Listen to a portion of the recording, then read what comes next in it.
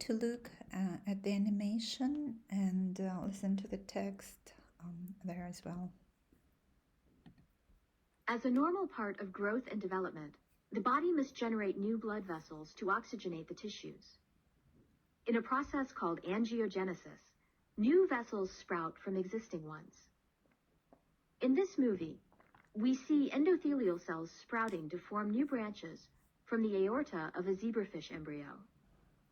Each sprout is initially formed by one or a few endothelial cells. The process begins when an endothelial cell of a small vessel is activated by an angiogenic stimulus, such as vascular endothelial growth factor, or VEGF.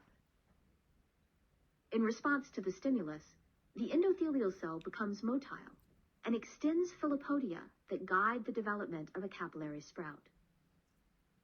The leading or tip cell continues to move away from the capillary as cells behind it migrate in and divide, forming a stalk. The sprout begins to hollow out, forming a tube. In this process, pinocytic vesicles fuse with one another. The large vacuoles formed in this way then fuse with one another, creating a lumen that runs through the capillary sprout. In culture, endothelial cells behave in a similar way. They spontaneously develop internal vacuoles that join up from cell to cell, creating a single lumen shared by many cells. In the example shown here, the individual cells contain either a red or a green fluorophore. Note that the areas of green and red are distinct. Even though cells share a lumen, they do not share cytoplasm and remain separate cells after the fusion events. Angiogenesis is critical not only in normal development and wound healing, but also in the development of tumors. A tumor must stimulate blood vessel formation to grow more than a few millimeters in size. VEGF is a key activator of angiogenesis in both normal cells and tumors. When cells within a tumor become oxygen deficient, they begin to express VEGF. VEGF diffuses through the tissues, activating endothelial cells on nearby vessels. This results in capillary sprouting. Some new cancer therapies are targeted to block the action of VEGF, with varying clinical results.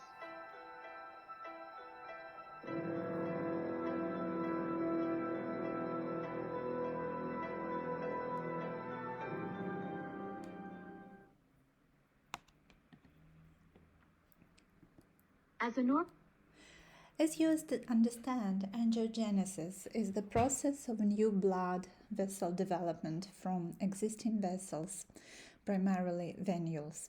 It is critical in healing at sites of injury, in the development of collateral circulations at sites of ischemia, and in allowing tumors to increase in size beyond the constraints of their original blood supply.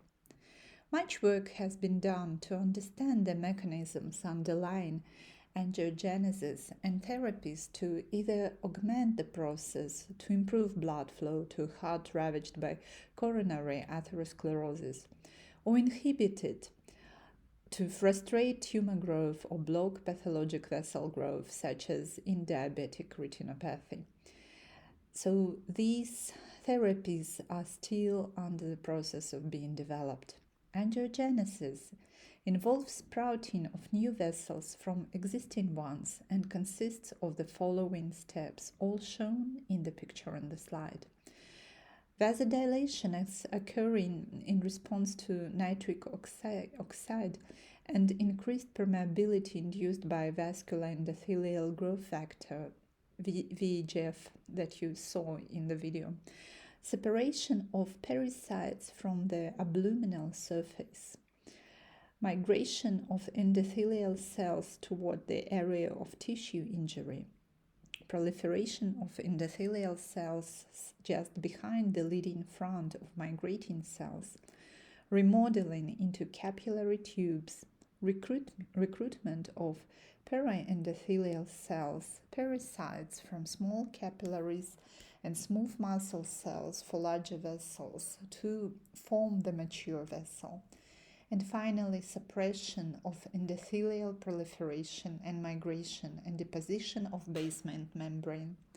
The process of angiogenesis involves a variety of growth factors, cell-to-cell interactions, interactions with extracellular matrix proteins, and tissue enzymes. Several growth factors contribute to angiogenesis. The most important are vascular endothelial growth factor, VEGF, and basic fibroblast growth factor, FGF2. The vascular endothelial growth factor family of growth factors includes VEGF-A, B, C, D, and E, and placental growth factor, PIGF. Vascular endothelial growth factor A is generally referred to as vascular endothelial growth factor and is the major inducer of angiogenesis after injury and in tumors.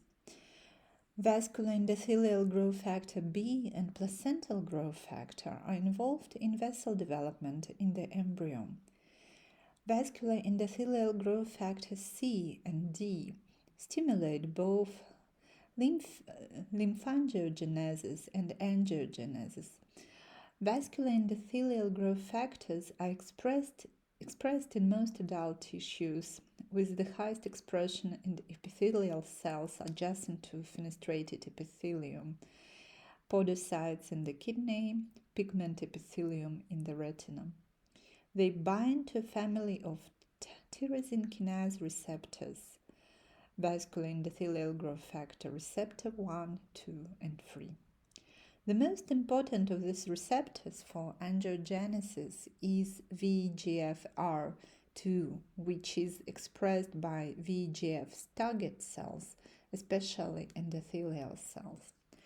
Of the many inducers of vascular endothelial growth factor, hypoxia is the most important.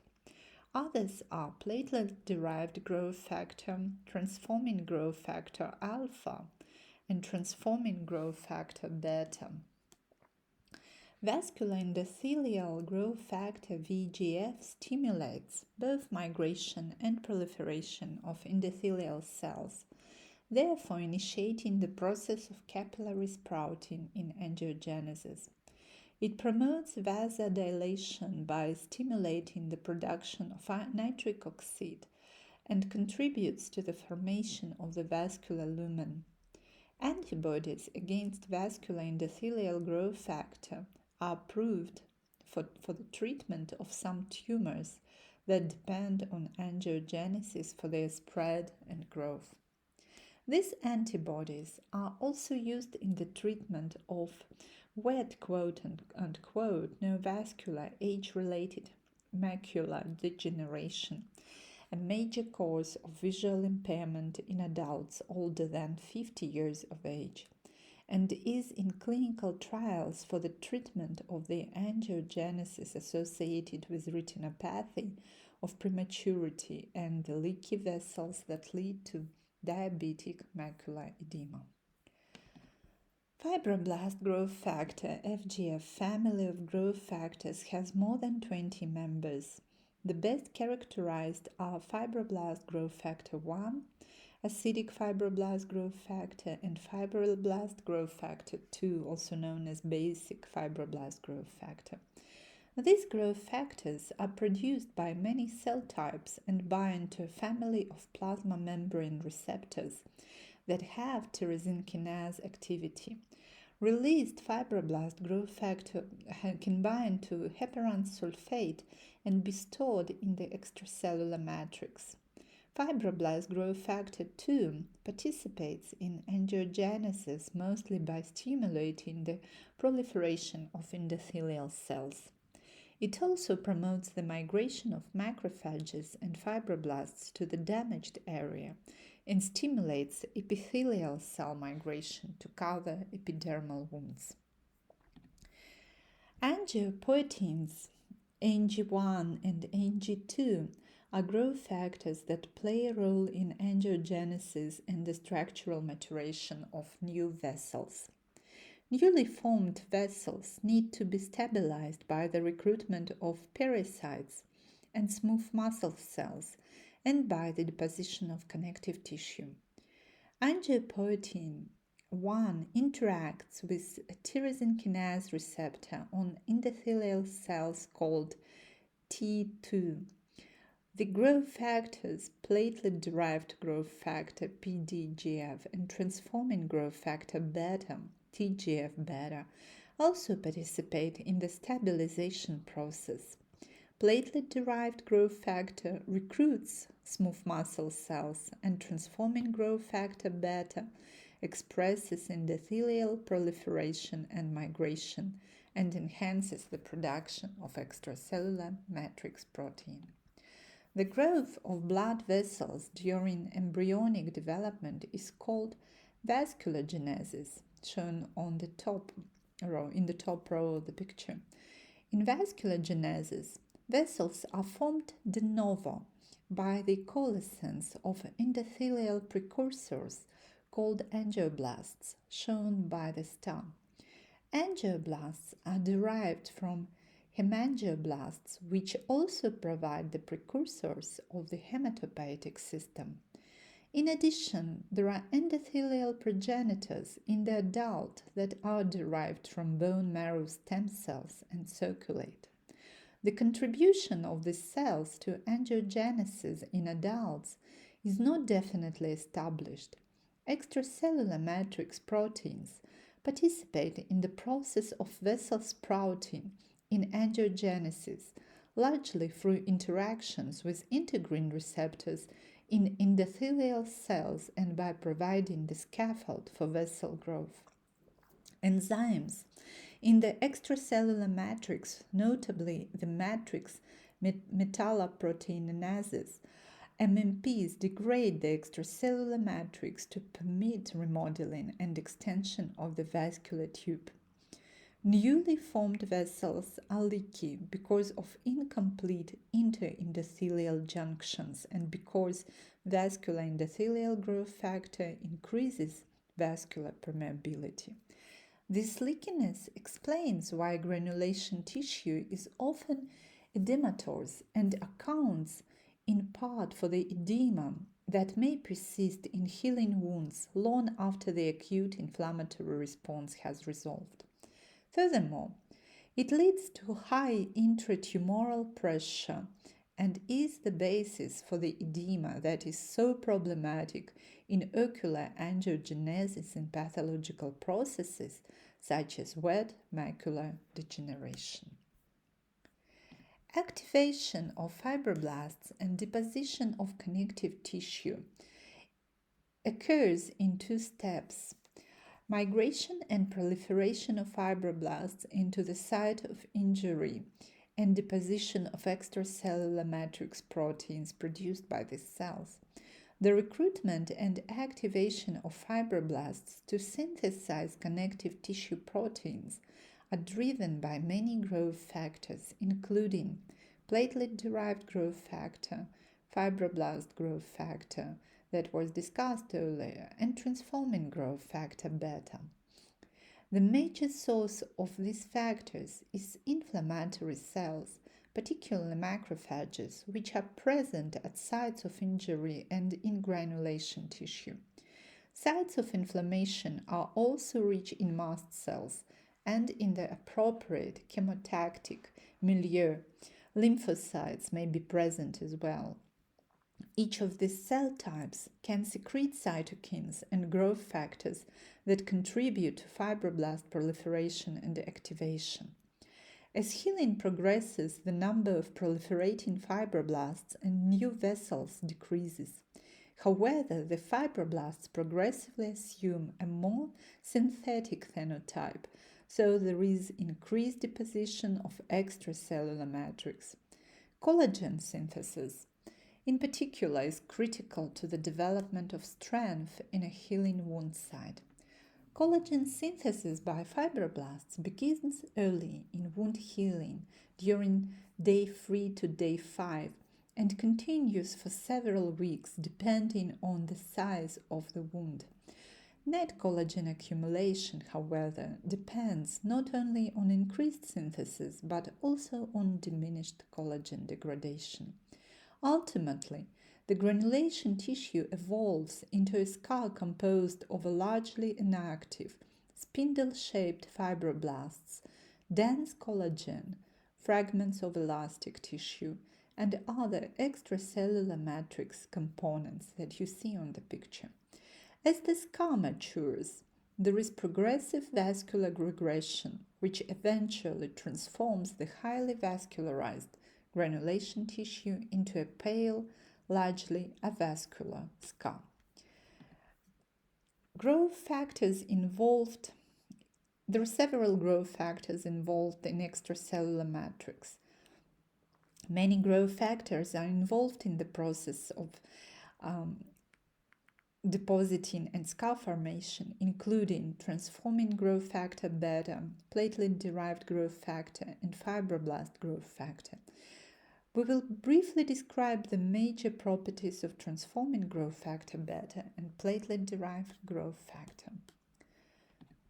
Transforming growth factor beta belongs to a family of homologous polypeptides, TGF-beta 1, beta 2, and beta 3, that includes other cytokines such as bone morphogenetic proteins.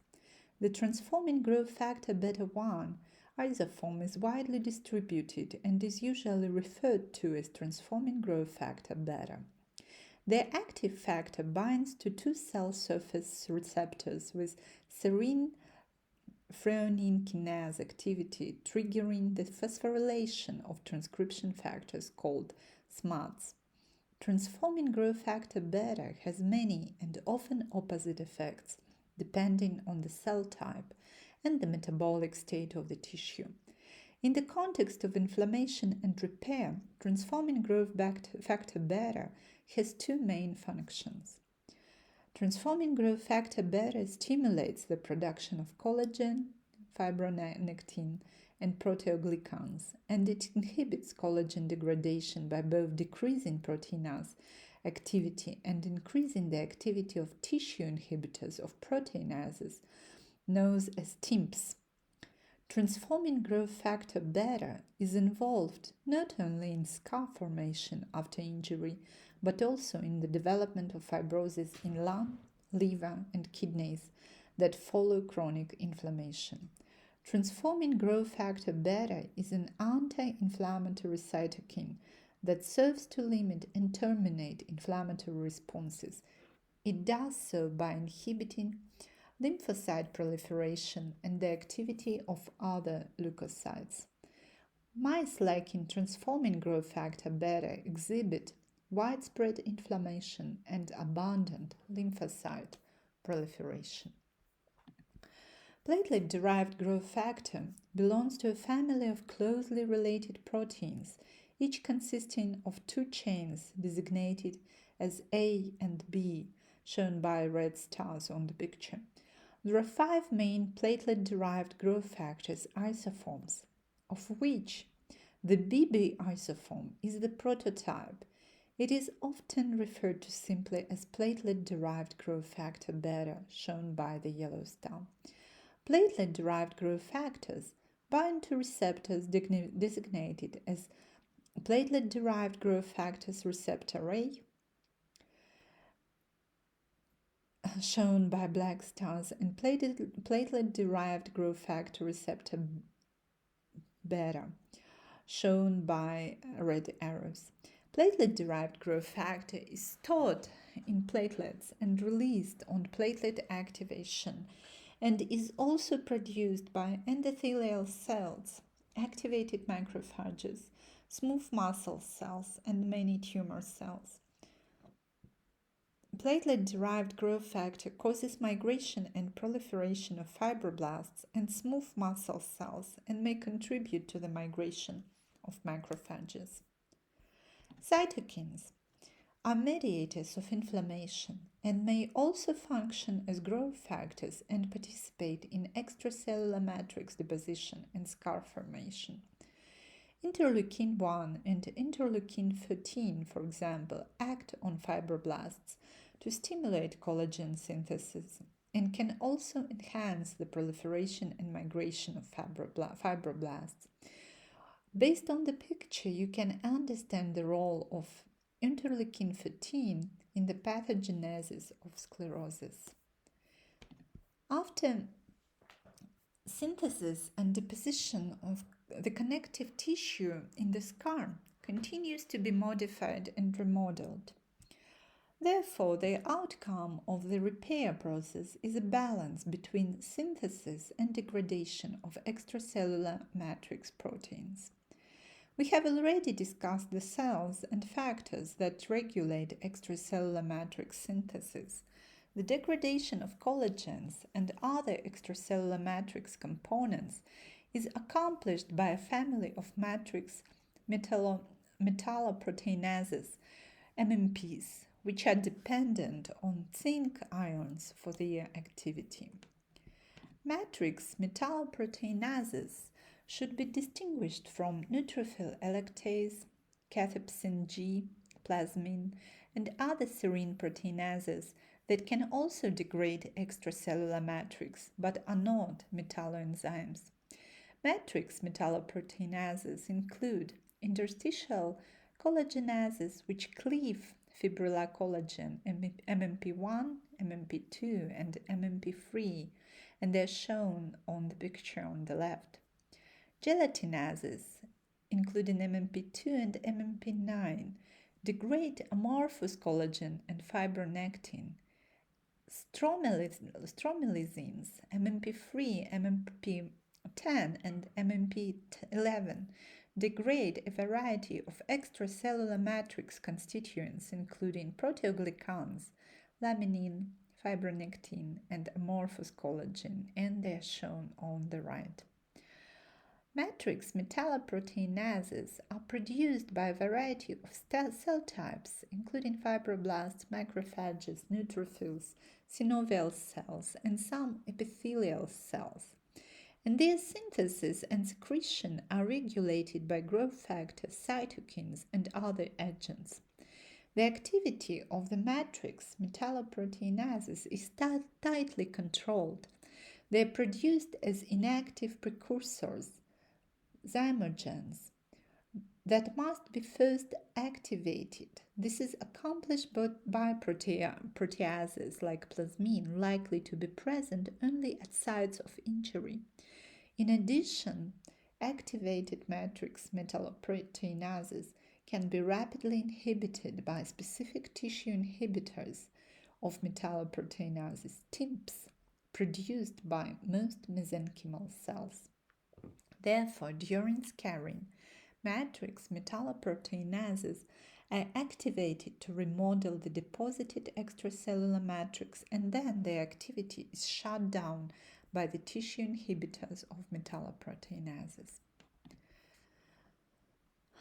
To summarize, we can say that tissues can be repaired by regeneration with complete restoration of form and function, or by replacement with connective tissue and scar formation. Repair by connective tissue deposition involves angiogenesis, migration, and proliferation of fibroblasts, collagen synthesis, and connective tissue remodeling. Repair by connective tissue starts with the formation of granulation tissue and culminates in the laying down of fibrous tissue. Multiple growth factors stimulate the proliferation of the cell types involved in repair. TGF-beta is a potent fibrogenic agent. Extracellular matrix deposition depends on the balance among fibrogenic agents, the metalloproteinases that digest extracellular matrix, and the tissue inhibitors of metalloproteinases. Tissue repair may be altered by a variety of influences, frequently reducing the quality or adequacy of the reparative process. Variables that modify healing may be extrinsic, like infection, or intrinsic to the injured tissue. Particularly important are infections and diabetes. Infection is clinically the most important cause of delay in healing. It prolongs inflammation and potentially increases the local tissue injury. Glucocorticoids or steroids have well-documented anti-inflammatory effects, and their administration may result in weakness of the scar because of inhibition of TGF-beta production and diminished fibrosis. In some instances, however, the anti-inflammatory effects of glucocorticoids are desirable. For example, in corneal infections, glucocorticoids are sometimes prescribed along with antibiotics to reduce the likelihood of opacity that may result from collagen deposition. Mechanical variables such as increased local pressure or torsion may cause wounds to pull apart or dehisce. Poor perfusion due to arteriosclerosis and diabetes or to obstructed venous drainage in varicose veins also impairs healing. Foreign bodies, such as fragments of steel, glass, or even bone, impede healing. The type and extent of tissue injury affects the subsequent repair. Complete restoration can occur only in tissues composed of stable and labile cells. Injury to tissues composed of permanent cells must inevitably result in scarring, as in healing of a myocardial infarction. The location of the injury and the character of the tissue in which the injury occurs are also important. For example, inflammation arising in tissue spaces like pleural, peritoneal, or synovial cavities develops extensive exudates. Subsequent repair may occur by digestion of the exudate initiated by the proteolytic enzymes of leukocytes and resorption of the liquefied exudate. This is called resolution, and in general, in the absence of cellular necrosis, normal tissue architecture is restored. In the setting of larger accumulations, however, the exudate undergoes organization. Granulation tissue grows into the exudate and fibrous scar ultimately forms. Aberrations of cell growth and extracellular matrix production may occur even in what begins as normal wound healing. For example, the accumulation of exuberant amounts of collagen can give rise to prominent raised scars known as keloids, shown on the picture by arrows. There appears to be a heritable predisposition to keloid formation, and the condition is more common in African Americans. Healing wounds may also generate exuberant granulation tissue that protrudes above the level of the surrounding skin and hinders repitalization. Such tissue is called proud flesh in old medical parlance, and restoration of epithelial continuity requires cautery or surgical resection of the granulation tissue. Nutrition has profound effects on repair. Protein deficiency, for example, and especially vitamin C deficiency inhibit collagen synthesis and retard healing. For more than 100 years, nutrition has been recognized as the most important factor that affects wound healing. Most obvious is that malnutrition or specific nutrient deficiencies can have a profound impact on wound healing after trauma or surgery. Patients with chronic or non-healing wounds and experiencing nutrition deficiency often require special nutrients. Energy, carbohydrate, protein, fat, vitamins, and mineral metabolism all can affect the healing process. Together with fats, carbohydrates are the primary source of energy in the wound healing process.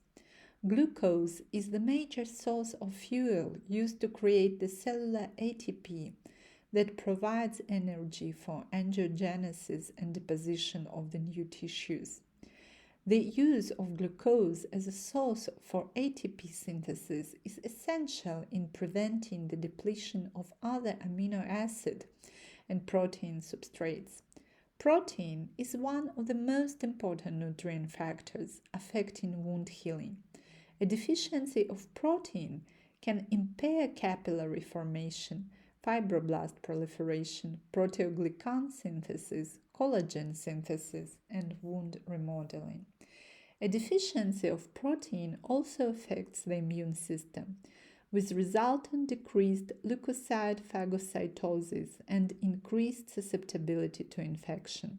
Collagen is the major protein component of connective tissue and is composed primarily of glycine, proline, and hydroxyproline. Collagen synthesis requires hydroxylation of lysine and proline, so cofactors such as ferrous iron and vitamin C. Impaired wound healing results from deficiencies in any of these cofactors. Arginine is a semi-essential amino acid that is required during periods of maximal growth, severe stress, and injury. Arginine has many effects in the body, including modulation of immune function, wound healing, hormone secretion, vascular tone, and endothelial function. Arginine is also a precursor to proline, and as such, sufficient arginine levels are needed to support collagen deposition, angiogenesis, and wound contraction. Under psychological stress situations, the metabolic demand of arginine increases, and its supplementation has been shown to be an effective adjuvant therapy in wound healing. Glutamine is the most abundant amino acid in plasma and is a major source of metabolic energy for rapidly proliferating cells such as fibroblasts, lymphocytes, epithelial cells, and macrophages. The serum concentration of glutamine is reduced after major surgery, trauma, and sepsis, and supplementation of this amino acid improves nitrogen balance and diminishes immunosuppression. Glutamine has a crucial role in stimulating the inflammatory immune response occurring early in wound healing. Lipids are used as nutritional support for surgical or critically ill patients to help meet energy demands and provide essential building blocks for wound healing and tissue repair. Polyunsaturated fatty acids, which cannot be synthesized de novo by mammals, consist mainly of two families: omega-6 found in soybean oil and omega-3 found in fish oil. The effects of omega-3 fatty acids on wound healing are not conclusive. They haven't been reported to affect pro-inflammatory cytokine production, cell metabolism, gene expression, and angiogenesis in wound sites. The true benefit of omega-3 fatty acids may be in their ability to improve the systemic immune function of the host, therefore reducing infectious complications and improving survival. Vitamin C, A, and E show potent antioxidant and anti-inflammatory effects. Vitamin C has many roles in wound healing, and a deficiency in this vitamin has multiple effects on tissue repair. Vitamin C deficiency result in impaired healing and have been linked to decreased collagen synthesis and fibroblast proliferation, decreased angiogenesis, and increased capillary fragility. Vitamin C deficiency leads to an impaired immune response and increased susceptibility to wound infection. Similarly, vitamin A deficiency leads to impaired wound healing. The biological properties of vitamin A include antioxidant activity, increased fibroblast proliferation, modulation of cellular differentiation and proliferation, increased collagen and hyaluronate synthesis, and decreased MMP-mediated extracellular matrix degradation. Vitamin E, an antioxidant, maintains and stabilizes cellular membrane integrity by providing protection against destruction by oxidation. Vitamin E has anti-inflammatory properties and has been suggested to have a role in decreasing excess scar formation in chronic wounds. Animal experiments has indicated that vitamin E supplementation is beneficial to wound healing, and topical vitamin E has been widely promoted as an anti-scarring agent. However, clinical studies have not been proved yet a role for topical vitamin E treatment in improving healing outcomes. Several micronutrients have been shown to be important for optimal repair. Magnesium functions as a cofactor for many enzymes involved in protein and collagen synthesis, while copper is required cofactor for cytochrome oxidase, for cytosolic antioxidant superoxide dismutase, and for the optimal cross-linking of collagen. Zinc is a cofactor for both RNA and DNA polymerase, and zinc deficiency causes a significant impairment in wound healing. Iron is required for the hydroxylation of proline and lysine, and as a result, severe iron deficiency can result in impaired collagen production. The effect of alcohol on repair is quite clinically relevant, since over half of all emergency room trauma cases involve either acute or chronic alcohol exposure. Alcohol exposure diminishes host resistance, and ethanol intoxication at the time of injury is a risk factor for increased susceptibility to infection in the wound. Studies have demonstrated profound effects of alcohol on host defense mechanisms, although the precise effects are dependent upon the pattern of alcohol exposure. For example, chronic versus acute alcohol exposure, amount consumed, duration of consumption, time from alcohol exposure, and alcohol withdrawal.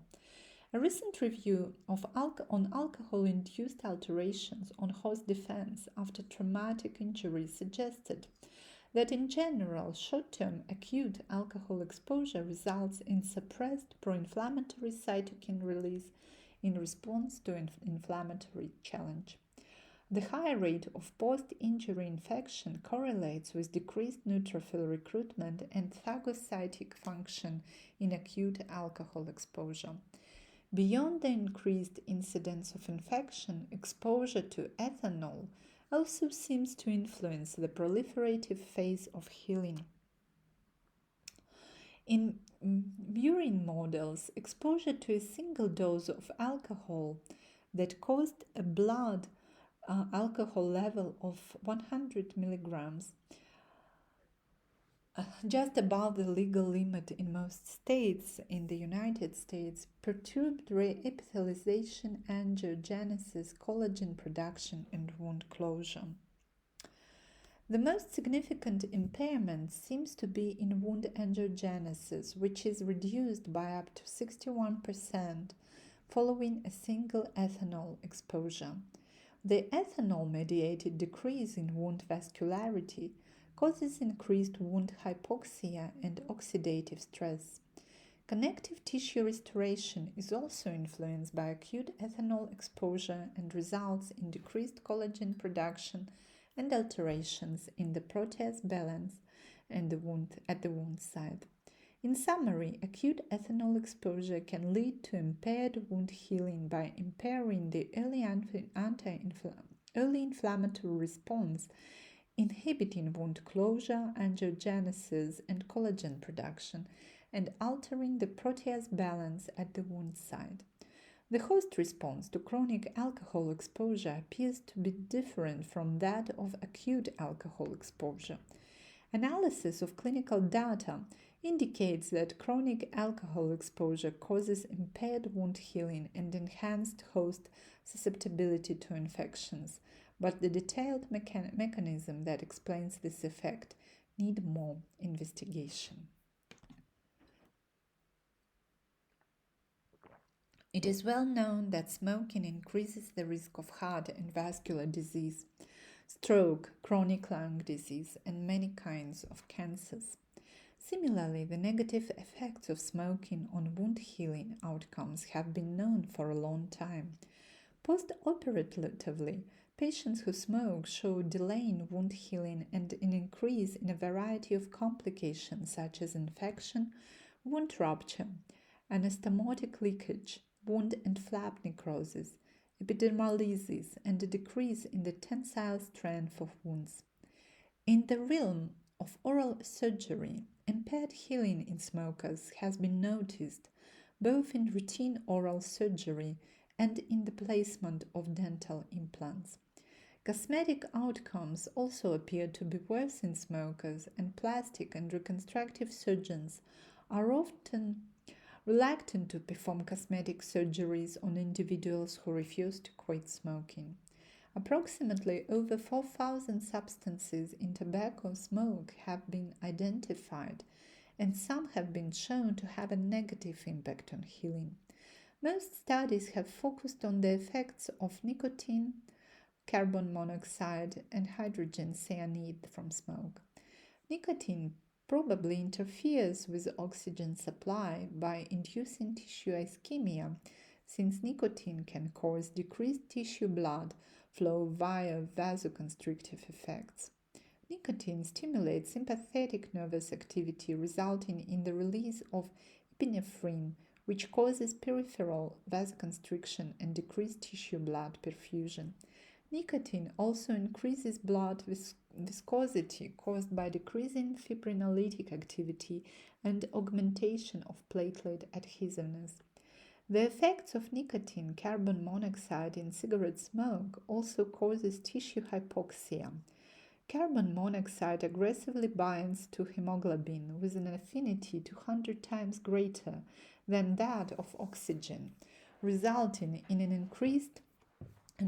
decreased fraction of oxygenated hemoglobin in the bloodstream. Hydrogen cyanide, another well-studied component of cigarette smoke, impairs cellular oxygen metabolism, leading to compromised oxygen consumption in the tissues. Beyond these direct tissue effects, smoking increases the individual risks for atherosclerosis and chronic obstructive pulmonary disease, two conditions that might also lower tissue oxygen tension. Several cell types and processes that are important to healing have been shown to be adversely affected by tobacco smoke. Pharmacologically, the influence of smoking on wound healing is complicated, and neither nicotine alone nor any other single component can explain all the effects of smoking on wounds. What is certain is that smoking cessation leads to improved repair and reduces wound infection. The prevalence of obesity continues to increase among adults, children, and adolescents all across the world, with more than 30% of adults and 15% of children and adolescents classified as obese in the recent survey by the Center for Disease Control and Prevention. Obesity is well known to increase the risk of many diseases and health conditions, which include coronary heart disease, type 2 diabetes, cancer, hypertension, dyslipidemia, stroke, sleep apnea, respiratory problems, and impaired wound healing. Obese individuals frequently face wound complications, including skin wound infection, dehiscence, hematoma, and seroma formation, pressure ulcers, and venous ulcers. An increased frequency of wound complications has been reported for obese individuals undergoing both bariatric and non-bariatric operations. In particular, a higher rate of surgical site infection occurs in obese patients. Many of these complications may be a result of a relative hyperperfusion and ischemia that occurs in subcutaneous adipose tissue. This situation may be caused by a decreased delivery of antibiotics as well. In surgical wounds, the decreased tension on the wound edges that is frequently seen in obese patients also contributes to wound dehiscence. Wound tension increases tissue pressure, reducing microperfusion and the availability of oxygen to the wound. The increase in pressure ulcers or pressure-related injuries in obese individuals is also influenced by hypovascularity, since poor perfusion makes tissue more susceptible to this type of injury. In addition, the difficulty or inability of obese individuals to reposition themselves further increases the risk of pressure-related injuries. Moreover, skin folds harbor microorganisms that thrive in moist areas and contribute to infection and tissue breakdown. The friction caused by skin-on-skin contact invites ulceration. Together, those factors predispose obese individuals to the development of impaired wound healing. In addition to local conditions, systemic factors also play an important role in impaired wound healing and wound complications in obese patients. Obesity can be connected to stress, anxiety, and depression, all situations which can cause an impaired immune response. The function of adipose tissue used to be considered as primarily caloric storage. However, more recent findings have documented that adipose tissues secretes to a large variety of bioactive substances that are collectively named adipokines. Both adipocytes themselves, as well as macrophages inside the adipose tissue, are known to produce bioactive molecules, including cytokines, chemokines, and hormone-like factors such as leptin, adiponectin, and resistin. Adipokines have a profound impact on the immune and inflammatory response. The negative influence of adipokines on the systemic immune response seems likely to influence the healing process, although direct proof for this is lacking. Impaired peripheral blood mononuclear cell function, decreased lymphocyte proliferation, and altered peripheral cytokine levels have been reported in obesity. Importantly, though, many of the obesity-related changes in peripheral immune function are improved by weight loss. The factors related to wound impairment in obesity are well summarized in the table you see on the slide.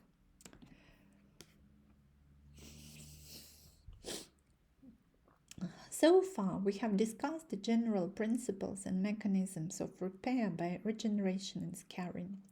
Now we will look at two clinically significant types of repair: the healing of skin wounds, cutaneous wound healing, and fibrosis in injured parenchymal organs. Cutaneous wound healing is a process that involves both epithelial regeneration and the formation of connective tissue scar, and therefore is illustrative of the general principles that apply to healing in all tissues. Depending on the nature and size of the wound, the healing of skin wounds is said to occur by first or second intention. One of the simplest examples of wound repair is the healing of a clean, uninfected surgical incision, approximated by surgical sutures, shown on the picture. This is referred to as primary union or healing by first intention. The incision causes only focal disruption of epithelial basement membrane continuity and death of relatively few epithelial and connective tissue cells. As a result, epithelial regeneration is the principal mechanism of repair. A small scar is formed, but there is a minimal wound contraction. The narrow incisional space first fills with fibrin-clotted blood, which then is rapidly invaded by granulation tissue and covered by new epithelium. The steps in the process are very well defined. Within 24 hours, neutrophils are seen at the incision margin, migrating toward the fibrin clot. Basal cells at the cartilage of the epidermis begin to show increased mitotic activity. Within 24 to 48 hours, epithelial cells from both edges have begun to migrate and proliferate along the dermis. depositing basement membrane components as they progress. The cells meet in the midline beneath the surface scab, yielding a thin but continuous epithelial layer. By day 3, neutrophils have been largely replaced by macrophages, and granulation tissue progressively invades the incision space. Collagen fibers are now evident at the incision margins, but they are vertically oriented and do not breach the incision. Epithelial cell proliferation continues, yielding a thickened epidermal covering layer. By day 5, neovascularization reaches its peak as granulation tissue fills the incisional space.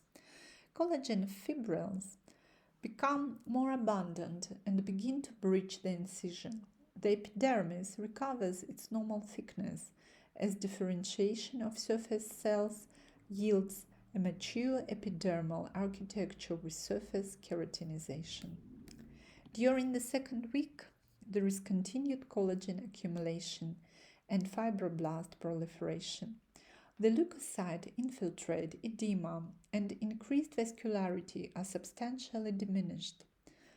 The long process of blanching begins, accomplished by increasing collagen deposition within the incisional scar and the regression of vascular channels. By the end of the first month, the scar consists of a cellular connective tissue, largely devoid of inflammatory cells covered by an essentially normal epidermis. However, the dermal appendages destroyed in the line of the incision are permanently lost.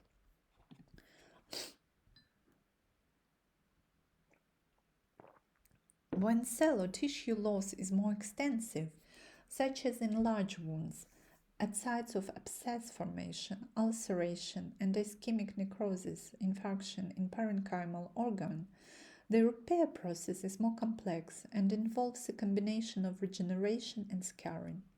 In second intention healing of skin wounds, also known as healing by secondary union, the inflammatory reaction is more intense, and there is development of abundant granulation tissue, with accumulation of extracellular matrix and formation of a large scar, followed by wound contraction mediated by the action of myofibroblasts.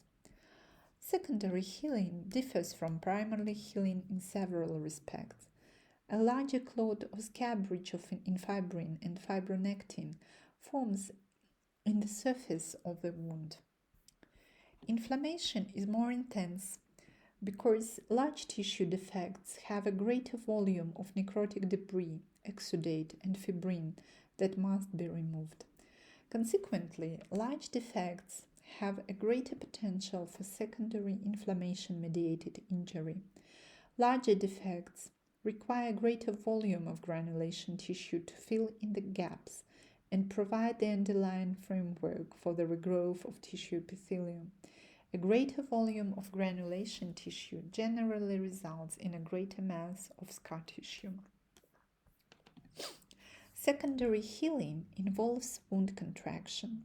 Within 6 weeks, for example, large skin defects may be reduced to 5 to 10% of their original size, largely by contraction. This process has been ascribed to the presence of myofibroblasts, which are modified fibroblasts exhibiting many of the ultrastructural and functional features of contractile smooth muscle cells.